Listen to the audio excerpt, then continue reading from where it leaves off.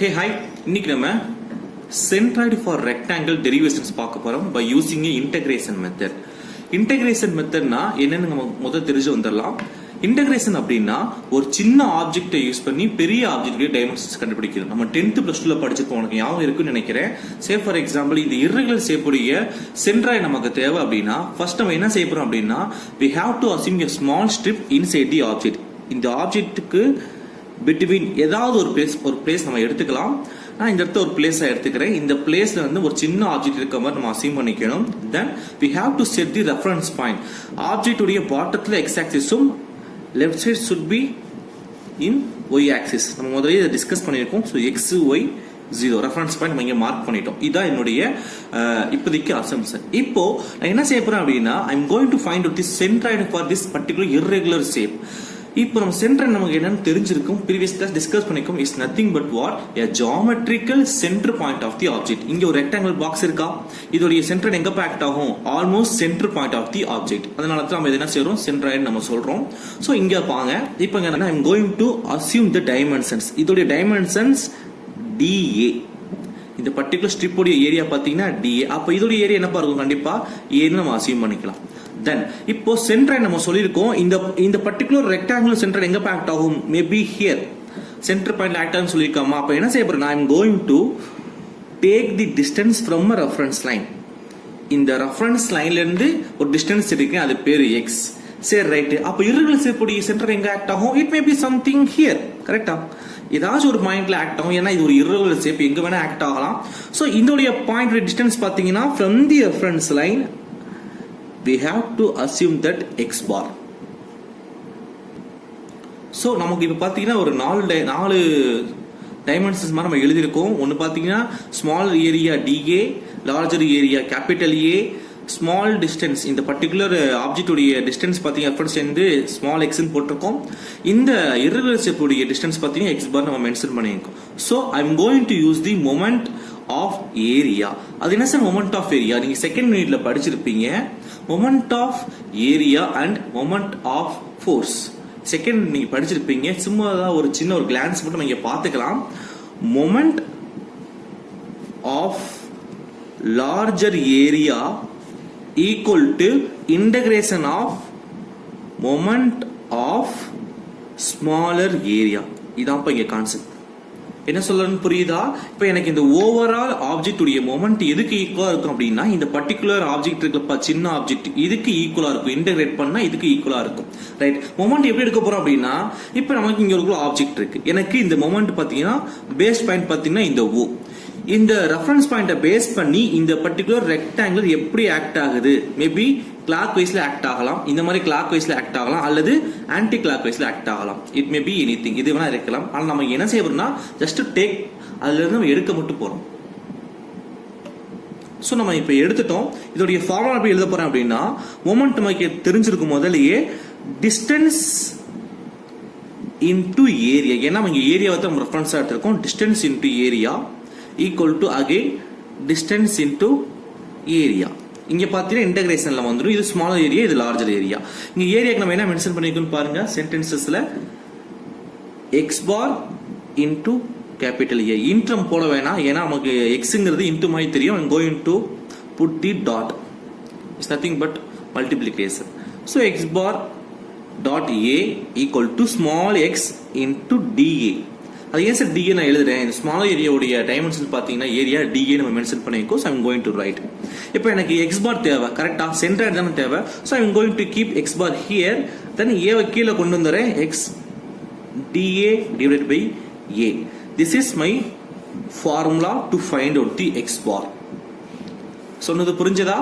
x bar கண்டுபிடிக்கிறதுக்கு formula இதுதான். இப்போ நம்ம y bar போலாம். y bar பாத்தீங்கன்னா இங்க x க்கு இந்த இடத்துல y சப்ஸ்டிட்யூட் பண்ணா வேலை முடிஞ்சுச்சு. y bar equal to integration of y into dA by A. இவ்வளவுதான். சோ இப்போ பாத்தீங்கன்னா நம்ம irregular shape உடைய x bar y bar கண்டுபிடிச்சிருக்கோம். இத பேஸ் பண்ணி we can solve the rectangle, right angle, triangle, semicircle. இத பேஸ் பண்ணி நம்ம சால்வ் பண்ண முடியும். இப்போ நம்ம ரெக்டாங்கிளுக்குள்ள போலாம். ரெக்டாங்கிள் பாத்தீங்கன்னா நம்ம இங்க ஒரு டிரா பண்ணிருக்கோம். இதோட ரெஃபரன்ஸ் பாயிண்ட் முதலே சொன்ன மாதிரி கீழே x-உம் இந்த சைடு y நம்ம மார்க் பண்ணிருக்கோம். y and x. இது டைமென்ஷன்ஸ் பாத்தீங்கன்னா கீழே பிரெத், ரைட் சைட் ஹைட் பார்த்தீங்கன்னா நம்ம மென்ஷன் பண்ணியிருக்கோம். இது நமக்கு முடிஞ்சிருச்சு. இப்போ நம்ம ப்ரீவியஸாக டிஸ்கஸ் பண்ண மாதிரி we have to find out the larger area. இதோடைய ஏரியா கண்டுபிடிக்கணும் அப்படின்னா நமக்கு என்னப்பா செய்யணும்? we have to assume a small strip. நான் என்ன செய்ய போகிறேன் அப்படின்னா I'm going to assume that a small strip, இந்த மாதிரி ஒரு சின்ன ஸ்ட்ரிப்பு இருக்கிற மாதிரி அசீவ் பண்ணிக்க போகிறேன்.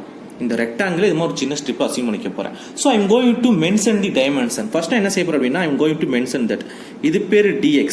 இந்த பிரெத்தை வந்து நம்ம செஞ்சிருக்கோம், இந்த ஸ்ட்ரிப்புக்கா சின்னதாக மாற்றிருக்கோம். ஸோ இது வந்து dx. ஹைட் சேஞ்ச் ஆயிருக்கா? நோ, ஹைட் சேஞ்ச் ஆக கிடையாது. So I'm going to write இந்த ஸ்மாலர் ஏரியா, இந்த dA பார்த்தீங்கன்னா is nothing but dx into height. Right, breadth into height நம்ம எழுதுவோம்ல, அதை நம்ம எப்படி டெரிவ் பண்ணுறதுக்காக நம்ம இங்கே எக்ஸ்பிளனேஷன் கொடுக்குறோம். ஸோ இந்த ஸ்மாலர் ஏரியா பார்த்தீங்கன்னா dx இன்டு ஹைட்டு நமக்கு வந்துடும்.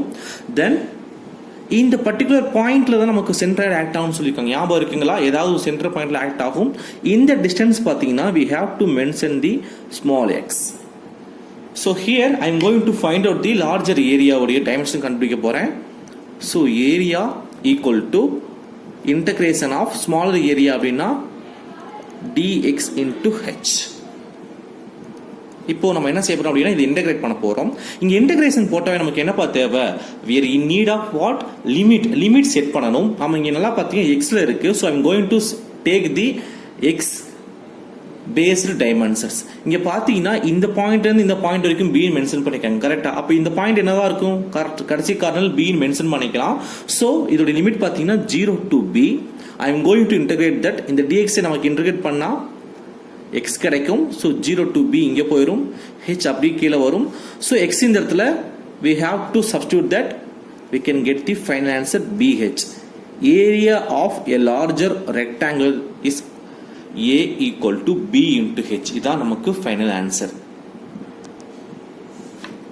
இப்போ நம்ம x பார் கண்டுபிடிக்கிறோம். a கண்டுபிடிச்சிட்டோம். இப்போ நம்ம x பார் கண்டுபிடிக்கணும். x பார் கண்டுபிடிக்க ஏதாவது நமக்கு ஃபார்முலா இருக்கா? கரெக்ட். இதுக்கு இன்னும் நம்ம டிஸ்கஸ் பண்ணும்போது irregular சேர்க்கக்கூடிய x பார் கண்டுபிடிக்க ஃபார்முலாஸ், அதே ஃபார்முலா யூஸ் பண்ணி தான் we have to find out the rectangle as well. So அதை சொல்லுங்க பார்க்கலாம். x bar equal to what?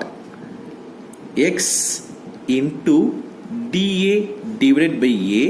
இந்த பர்டிகுலர் x into dA மட்டும் இன்டகிரேஷன்ல வரும். கரெக்டா? இப்போ நமக்கு என்ன டேட்டா தெரியும் பாருங்க. dA தெரியுமா? Yes, we are having the dA data. dx into h நமக்கு தெரியும். then a தெரியுமா? a equal to b into h. இதை யூஸ் பண்ணி we can get the answer.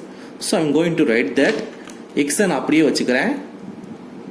dA பார்த்தீங்கன்னா dx into h divided by b into h. நம்ம அப்படியே நம்ம substitute பண்ணிட்டோம். ஸோ ஹெச்சும் கேன்சல் ஆயிரும். இந்த b நான் வெளியே எடுத்துக்க போகிறேன். 1/b இன்டகிரேஷன் பண்ணணும். இன்டகிரேஷன் பண்றதுக்கு முன்னாடி நமக்கு என்னப்பா தேவை? இதை செட் பண்ணணும் லிமிட். அகைன் இது எக்ஸ்ல இருக்கு. அப்ப என்னதான் ஒரு லிமிட்? கண்டிப்பா 0 to b தான் வரும். So I'm going to write that இந்த எக்ஸ் இன்டகிரேட் பண்ண என்ன ஆகும்பா? It may comes to x squared by 2. பிராக்கெட்டை க்ளோஸ் பண்ணோம் அப்படின்னா 0 to b. we have to write the 0 to b. இப்போ என்னப்பா செய்யலாம்? இந்த b கொண்டு போய் இங்க சப்ஸ்டிட் பண்ணா வேலை முடிஞ்சு. So 1/b into b squared by 2. அவ்வளவுதான். ஸோ இங்கே ஒரு b இருக்கு, இங்கே b ஸ்கொயர் இருக்கு. நம்ம ரெண்டுமே கேன்சல் பண்ணிட்டோம். we can get the what? final answer b by 2. So x bar equal to b by 2. இதான் என்னுடைய x bar உடைய ஆன்சர். சொன்னது புரிஞ்சுதா? சிம்பிளா நம்ம x பாருடைய ஃபார்முலாவை அந்த irregular shape ல இருந்து நம்ம எடுத்தோம், ரெஃபரன்ஸா எடுத்தோம். அதை பேஸ் பண்ணி we can easily solve the x bar. இதே மாதிரி தான் y bar நம்ம சால்வ் பண்ண போறோம். y bar கண்டுபிடிக்க நம்ம ஒரு டயகிராம் டிரா பண்ணியிருக்கோம். இது பார்த்தீங்கன்னா பெரிய டிஃபரன்ஸ் கிடையாது. இந்த டயகிராமுக்கும் என்ன டிஃபரன்ஸ் பார்த்தீங்க அப்படின்னா, இங்கே நமக்கு எக்ஸ் ஆக்சிஸ்ல நம்ம ஸ்ட்ரிப் டிரா பண்ணியிருப்போம். இங்கே பார்த்தீங்கன்னா ஒய் ஆக்சிஸை பேஸ் பண்ணி நம்ம ஸ்ட்ரிப் டிரா பண்ணியிருப்போம். அவ்வளோதான். ஸோ இங்கே பார்த்தீங்கன்னா பிரெத் அப்படியே காமனாக வந்துடும். இதோடைய ஸ்ட்ரிப்புடைய பிரெத் பார்த்தீங்கன்னா பின்னு மென்ஷன் ஆயிடும். பட் இந்த சென்ஸ் ஆஃப் ஹைட் என்னப்பா ஆகுது? ஹெச்லேருந்து டிஒய்யா மாறுது. ஸோ நம்ம என்ன செய்ய போறோம் அப்படின்னா, இங்கே டிஎக்ஸ் எங்கெல்லாம் வந்துச்சோ அதை கொண்டு போயிட்டு டிஒய்யா மாற்றினா we can get the final answer. அவ்வளோதான். ஸோ இதுக்கு திரும்ப நம்ம டெரிவ் பண்ணணும் அவசியம் கிடையாது. ஸோ வந்து புரிஞ்சுதா? இங்கே என்ன டிஎக்ஸ் இருக்கோ அந்த இடத்துல ஃபுல்லா டிஒய் மாற்றணும்.